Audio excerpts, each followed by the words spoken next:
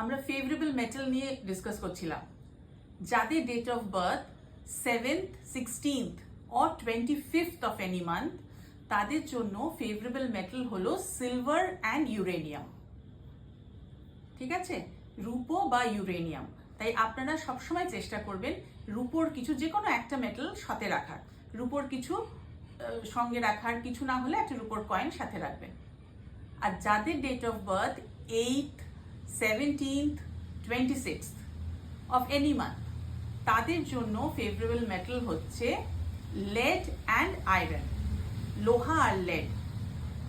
চেষ্টা করবেন লোহার রিং পরার বা লোহার কিছু পরার, সেটা আপনাদের জন্য ভালো হবে। আর যদি আপনার date of birth 9th, 18th or 27th হয়, তাহলে আপনার লাকি মেটাল হচ্ছে copper. Copper is very lucky for you, তাই এটাকে সাথে রাখবেন।